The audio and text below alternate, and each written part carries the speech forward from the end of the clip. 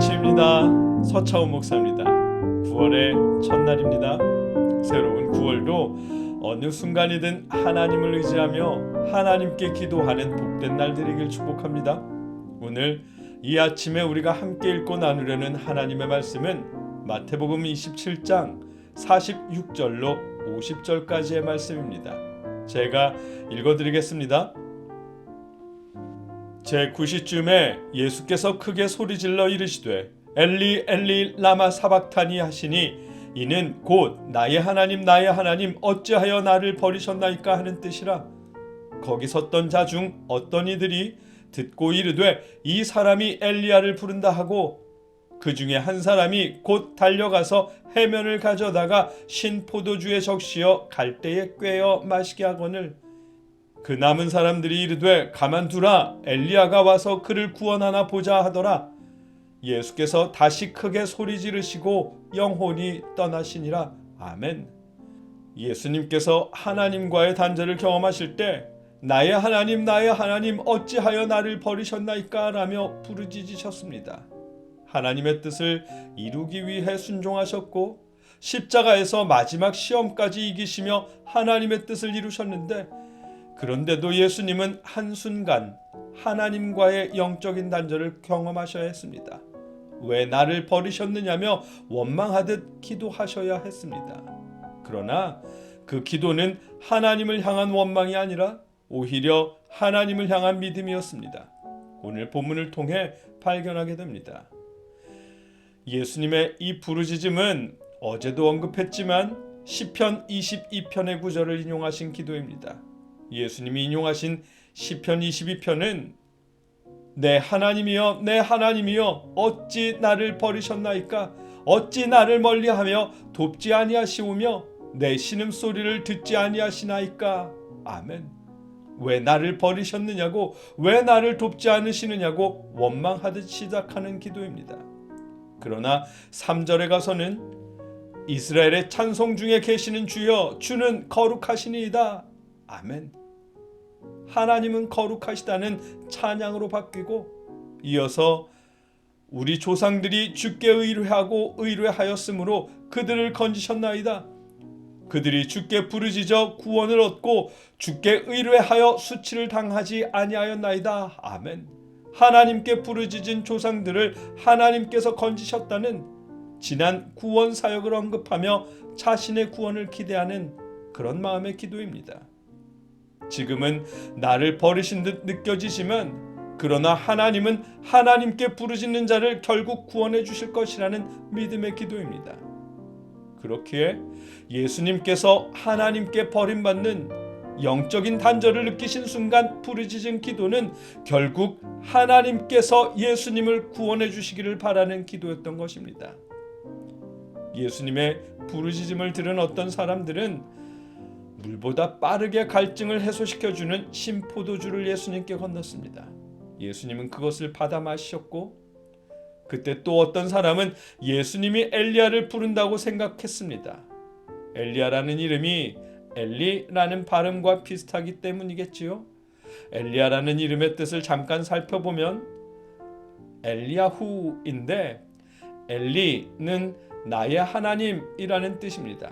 야는 야훼를 뜻하고 후는 그라고 하는 3인칭 대명사입니다. 합치면 야훼 그는 나의 하나님이다 라는 뜻입니다. 나의 하나님이라고 외친 엘리라는 발음과 엘리야의 엘리가 같은 발음, 같은 뜻입니다. 그래서 오해했겠지요. 더욱이 유대인들 사이에는 자신들이 어려움에 처했을 때 엘리야가 구원해 줄 것이라는 이야기가 있었다고 합니다. 그 이야기를 아는 유대인들은 예수님께서 엘리 엘리라고 하는 소리를 들을 때 그 비슷한 발음 때문에 예수님도 자신의 구원을 바라며 엘리야를 부른 것이라고 생각했던 것입니다. 엘리야가 와서 구해줄 만큼 예수님은 죽임을 당할 이유가 없었다고 여겼던 것입니다. 그런 느낌의 번역이 공동 번역입니다. 그러나 다른 사람들은 그만두시오. 엘리야가 와서 그를 구해주나 봅시다 하고 말하였다. 아멘. 그들은 죄 없이 죽임당하는 예수님을 엘리야가 와서 구해주는지 궁금했지만 그러나 예수님은 엘리야를 부르지 않았습니다. 엘리야의 구원을 바라지 않았습니다. 예수님은 오직 하나님만 의지하셨습니다. 끝까지 하나님을 의지하신 예수님은 다시 크게 소리를 지르시고 운명하십니다. 예수께서 다시 크게 소리 지르시고 영혼이 떠나시니라. 아멘. 비로소 십자가에 죽으셨습니다. 이때 예수님이 지르신 소리가 어떤 말인지 본문은 말해주지 않았지만 예수님의 운명을 다루는 누가복음 23장 46절의 말씀, 예수께서 큰 소리로 불러 이르시되 아버지 내 영혼을 아버지 손에 부탁하나이다 하고 이 말씀을 하신 후 숨지시니라. 아멘. 이 말씀처럼 하나님께 영혼을 부탁하는 소리였을 것입니다. 예수님은 잠깐 동안은 하나님께 버림받는 고통을 겪으셨지만 그 고통이 너무 두렵고 커서 엘리 엘리 라마 사박다니라며 원망하듯 부르짖었지만 그 부르짖는 기도조차 하나님을 향한 믿음이었음을 마지막 순간 하나님께 영혼을 부탁하시는 것을 통해 우리에게 가르쳐 주셨습니다. 오늘 본문에서 우리가 볼 수 있는 사실입니다. 말씀을 정리하면 예수님은 유대인들이 생각하듯 엘리야를 의지하지 않았습니다. 예수님은 버림받는 고통에 나의 아버지 어찌하여 나를 버리셨나이까 라고 외쳤던 그 순간조차 하나님의 구원을 의지했습니다. 큰 소리를 지르고 운명하실 때도 하나님을 의지하셨습니다. 예수님의 죽으심은 처음부터 끝까지 버림받는 듯한 고통에 소리 지르는 그 순간에도, 숨을 거두시는 그 순간에도 오롯이 하나님만을 의지하며 하나님의 뜻을 이루시는 죽음이었습니다. 그 사실을 통해 원망처럼 들렸던 기도조차 하나님을 향한 믿음이었음을 우리에게 알려주십니다. 이 말씀을 우리에게 가져오더라도 마찬가지입니다. 믿음으로 살아가며 겪는 아픔 때문에 때로 하나님 왜 그러셨어요? 왜 내 기도를 듣지 않으신 거예요? 라는 원망 같은 기도가 나올 때가 있습니다.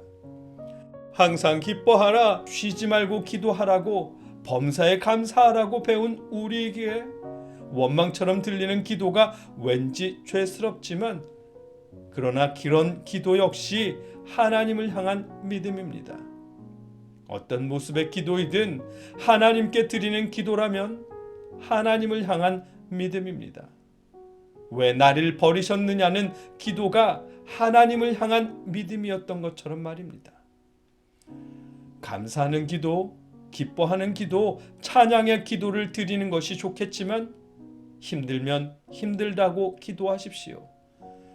됐어, 난 이제 안 믿을 거야 라고 포기하지 마시고 그런 순간조차 기도하십시오. 하나님이 붙잡아 주실 것입니다. 여러분의 모든 것을 아시는 하나님께서 포기하고 싶은 그 순간에도 기도할 수 있게 하시기를, 그 기도에 응답하시며 힘을 더하시기를 주님의 이름으로 축복합니다. 함께 기도하겠습니다.